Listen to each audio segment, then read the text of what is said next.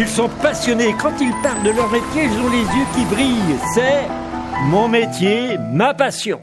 Eh bien, bonjour, c'est Xavier pour Mon métier, ma passion. Et pour la deuxième semaine, on est avec Olivier. Donc, si vous avez loupé la première émission, vous pouvez aller regarder sur le podcast et puis vous allez comprendre un petit peu le travail d'Olivier. Puis là, on va approfondir. Olivier, il est danseur professionnel et il fait des formations et en particulier, il travaille auprès des comités d'entreprise. Alors, je voudrais savoir, qu'est-ce que tu fais dans les comités d'entreprise ? Bonjour.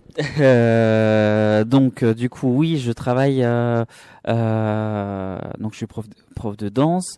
Vous avez dû certainement écouter le dernier podcast ou la dernière émission de Xavier.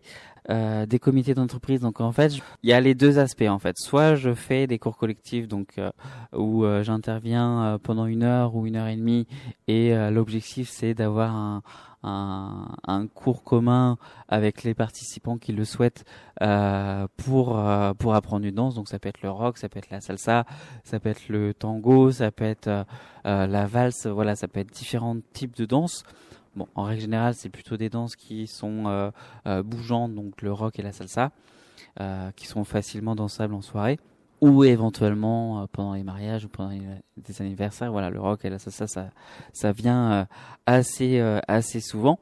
Donc ça, c'est le premier aspect justement de des cours collectifs ou des animations que je peux faire dans les comités d'entreprise. Le deuxième aspect, en fait, c'est l'aspect un peu team building.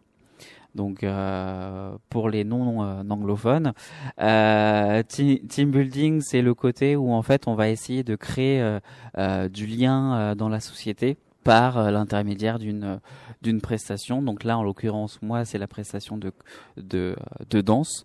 Donc ça peut être éventuellement apprendre une chorégraphie fil rouge, donc une chorégraphie qui peut éventuellement répéter après plusieurs fois sur l'événement en question, qui peut durer une journée, qui peut durer 2 jours, éventuellement 3 jours en fonction du nombre de personnes et en fonction des activités qui ont été définies et de la région. Donc voilà, donc l'objectif c'est vraiment que ça soit dans un état d'esprit convivial, chaleureux, où on s'amuse, on s'éclate, que ça soit ludique, que ça soit bon enfant, que ça soit assez cool, et que ça soit pas forcément un cours magistral où je parle et que les élèves n'ont rien à dire. Non, là c'est vraiment un bel échange et dans l'amusement et dans la déconne, et on apprend une petite chorégraphie un peu sympa, et voilà, l'objectif c'est certes d'apprendre la chorégraphie, mais que les personnes qui travaillent dans l'entreprise puissent échanger entre elles, communiquer, créer du lien par l'intermédiaire de la prestation danse. J'imagine bien que les entreprises, si elles font appel à toi, c'est juste pour la cohésion d'équipe et pour que leurs salariés aient un projet commun pour redynamiser la société. Et donc ça, c'est très très important. Et puis et la danse, c'est un des meilleurs moyens pour faire cohésion, parce que il faut danser ensemble. Et donc on est obligé de s'écouter, de s'entendre, de se voir. Alors tu as un autre fusil dans ta poche, ou je ne sais pas comment on peut dire, mais tu fais aussi de la figuration pour du cinéma ou pour des séries, etc. Raconte-nous, comment ça se passe. À côté de la danse, donc toutes les activités de danse, je participe en fait à quelques tournages, donc aussi bien sur la région Bretagne que la région parisienne.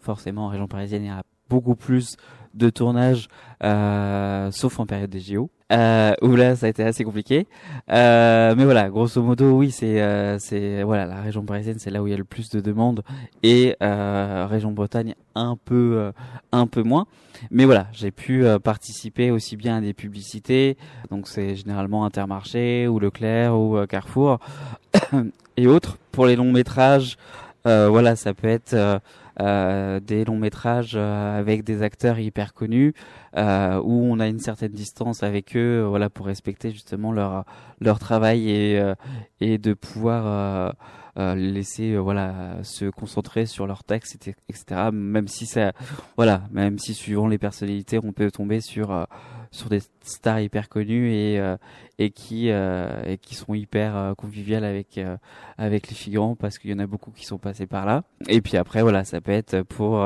des petits courts-métrages étudiants, ça peut être pour ouais, des publicités. Enfin voilà, c'est essentiellement publicité, long métrage, court métrage, et et voilà. Ah oui, d'accord. Figurant, on imagine mal ce que c'est qu'une journée de figurant. Comment ça se passe concrètement? J'imagine que ça se passe plusieurs fois différemment, mais en général, comment ça se passe? Et puis, si tu as l'occasion de nous raconter une petite anecdote drôle ou pitoyable, ou je ne sais pas, tu peux y aller. Okay. Donc, en règle générale, en fait, une journée type, déjà, il faut envoyer sa candidature au directeur de casting ou à la directrice de casting. Donc, généralement, il y a des annonces qui sont publiées sur les journaux ou éventuellement sur Internet, donc sur Facebook ou autre. Donc voilà, donc on répond en donnant un peu bah voilà toutes les infos qui sont demandées sur le mail à la directrice ou directeur de casting. Le ou la directrice de casting nous recontacte au moment où justement le profil apparaît et correspond à la mise en scène et correspond à l'objectif du scénario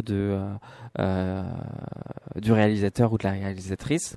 Et du coup, on est convoqué. Généralement, en fait, on reçoit soit un mail, soit un SMS la veille pour le lendemain. Donc parfois, ça peut être hyper tard, même si la journée de travail peut être éventuellement à 5 heures ou à 6 heures, parce qu'on peut être convoqué très tôt. En règle générale, c'est plutôt 8h, 9h, voire parfois ça peut être à midi, suivant si c'est des tournages de journée ou des tournages de nuit ou en mixte. Donc mixte, c'est qu'il y a un démarrage en journée et ça finit la nuit. Et voilà. Et du coup, on reçoit le mail ou le SMS auquel il faut surtout répondre. Pour justement confirmer au directeur et à la directrice de casting qu'on a bien reçu les infos, aussi bien vestimentaires que le lieu du travail, que le rôle entre guillemets dans lequel on peut éventuellement être amené à jouer le lendemain, même si on est juste un passant qui passe à 500 mètres de la caméra, mais il faut de la présence et le scénario en a besoin aussi à côté. Donc on arrive le matin, donc à l'heure qui a été justement demandée. Pas la directeur, c'est généralement les directrices de casting. Il y a quelques directeurs, donc c'est pour ça que je vais dire la directrice de casting. Et on arrive, on signe le bordereau d'arrivée, parce qu'il y a une signature à faire en démarrage et en fin de journée, qui permet justement à la directrice de casting de savoir le temps de travail qu'on a effectué. En règle générale, c'est des tournages qui durent entre 8 heures,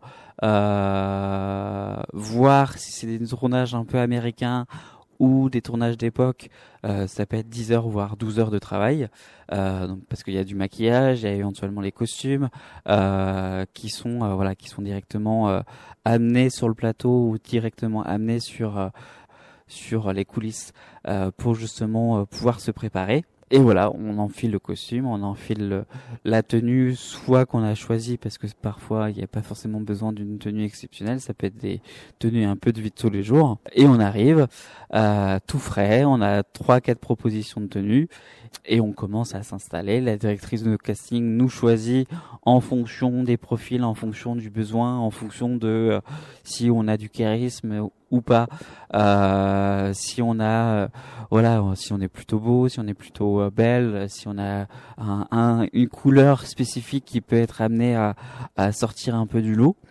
Et parfois on peut tourner qu'une seule scène, comme on peut tourner du matin jusqu'au soir avec une coupe pause déjeuner bien évidemment, avec une table régie qui nous permet éventuellement de nous restaurer si jamais on a besoin de s'hydrater ou éventuellement de grignoter quelque chose parce que voilà, parfois les journées sont assez longues, donc il faut surtout penser à éventuellement ramener soit un petit baladeur, soit éventuellement un petit livre histoire de s'occuper ou un jeu de cartes. Voilà. Parfois, voilà, j'ai plein d'anecdotes, mais voilà, c'est vrai que pour le coup, il y a des fois où on se retrouve à jouer du tarot, ou à jouer la belote, ou à jouer n'importe quoi comme jeu de cartes. Oui, c'est un travail de patience finalement d'être figurant parce que de temps en temps, il y a des temps longs où vous n'êtes pas du tout pris, quoi. Exactement. En fait, le métier de figurant, c'est différent quand on est comédien ou quand on est silhouette. Le métier de figurant, parfois, on peut attendre pendant 8 heures. Et en fait, le scénario a besoin de nous en fait sur la dernière prise. Sauf qu'en fait, la directrice de casting ne sait pas toujours quand la prise se fait, comment se passe la journée, parce que parfois les réalisateurs suivent le plan de travail et parfois suivant les besoins, suivant la météo, suivant l'arrivée des comédiens, suivant s'il y a des problèmes techniques ou pas, il y a des changements de scène, il y a des changements de décor un peu de dernière minute. Et donc nous en tant que figurants, on est juste là à attendre que ça se passe, et ça peut être aussi l'occasion de pouvoir discuter à travers ça avec les autres figurants pour justement créer des contacts, créer du lien et un peu développer ses activités aussi respectives. Et je vais juste terminer avec une petite anecdote, une petite anecdote de figuration. J'en ai plein, hein, mais voilà, je vais vraiment choisir celle-là parce que c'est vrai que ça a été assez compliqué. Déjà en termes de temps, parce qu'en fait la météo prévoyait un temps magnifique et en fait on a eu de la pluie. Voilà, c'était en janvier-février. Ouais, c'est ça, janvier-février. Et pas de cette année, mais voilà, d'une autre année. Et en fait, on a tourné au Stade de France. Donc, voilà, ceux qui sont déjà allés, savent que pendant les matchs, il faut bien se couvrir parce que le Stade de France est réputé pour être très très froid et il y a beaucoup de vent. Donc voilà, il faut surtout bien se couvrir. Là, ça a été encore pire. Il a fallu mettre une double, triple, quadruple couche. On savait notre horaire d'arrivée, mais on ne savait pas notre horaire de fin. Donc forcément, quand il fait beau temps, ça va, c'est agréable. Mais quand il pleut, qu'on a froid, qu'on ne sait pas quand est-ce que la pause déjeuner va être faite, parce que le tournage est assez long, très long. Qu'on est convoqué plutôt en fin de journée, donc vers 18h, 19h. Donc on sait très bien que à minuit, on va commencer à cailler parce que voilà, il fait très très froid à ce moment-là de la journée, surtout au mois de janvier-février. Et voilà. Et du coup, c'est vrai que pour le coup, moi j'ai fait pardon, rien que d'en parler, ça me fait revire le petit moment. Donc ouais, pour le coup, c'est vrai que voilà, je me suis retrouvé à mettre triple, quadruple couche, et en fait, j'avais 3 ou 4 jours de tournage. Donc c'est vrai que pour le coup, voilà, sur le 4e ou le 3e jour de tournage, en fait, je me suis retrouvé à prendre plein de Doliprane et à rester couvert pendant 2 ou 3 jours. Voilà.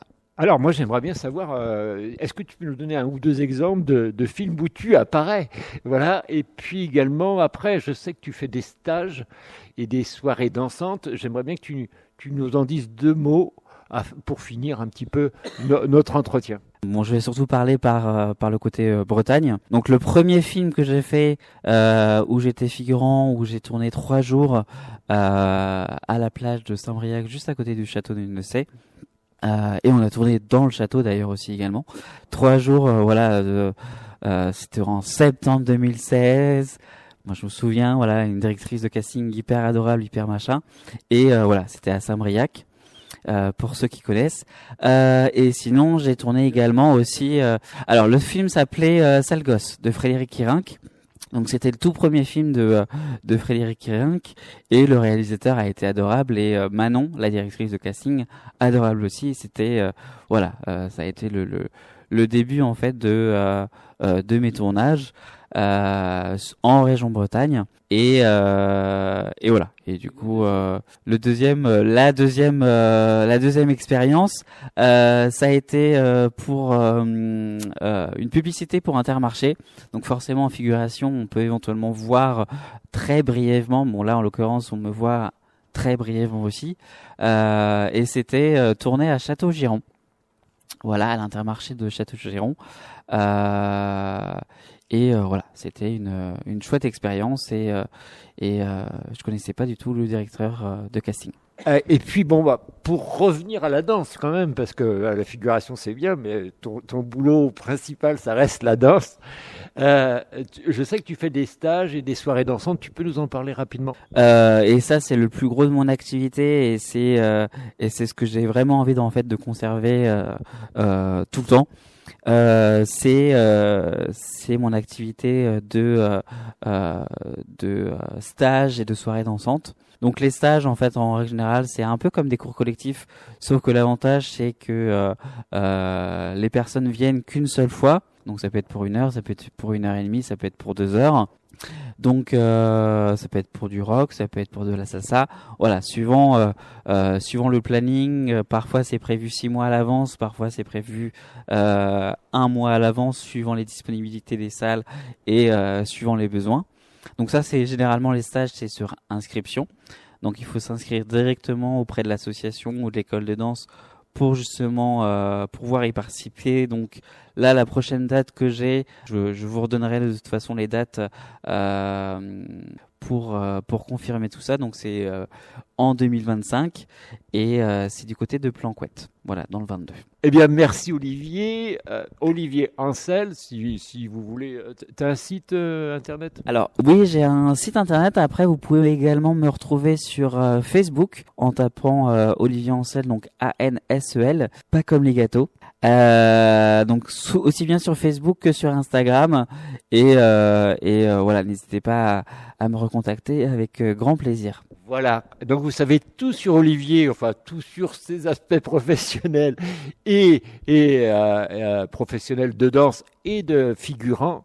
Et je vous dis à la semaine prochaine pour une nouvelle aventure, un nouveau métier et de nouvelles expériences. À la semaine prochaine.